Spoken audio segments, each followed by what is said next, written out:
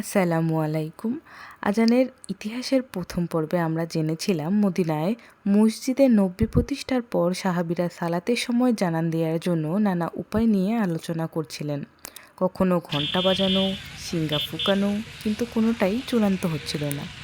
আজকে আমাদের দ্বিতীয় পর্বে আমরা জানব সেই চমৎকার অলৌকিক ঘটনাটি, কিভাবে এক সাহাবীর স্বপ্নের মাধ্যমে মহান আল্লাহ তাআলা আজানের পবিত্র বাক্যগুলো আমাদের উপহার দিলেন।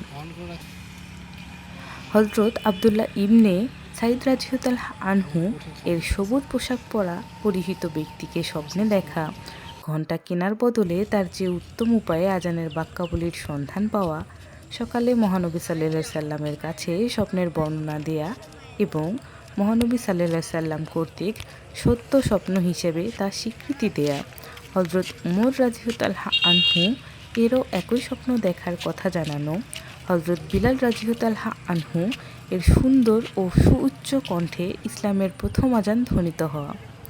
আশা করি আজানের ইতিহাস নিয়ে দ্বিতীয় পর্বের এই সিরিজটি আপনাদের ভালো লেগেছে। ইসলামী ইতিহাসে এমন জানা অজানা তথ্য জানতে চ্যানেলটি সাবস্ক্রাইব করে সাথেই থাকুন। শেয়ার করে অন্যদেরকে জানার সুযোগ করে দিন। জাযাকাল্লাহ খায়রান।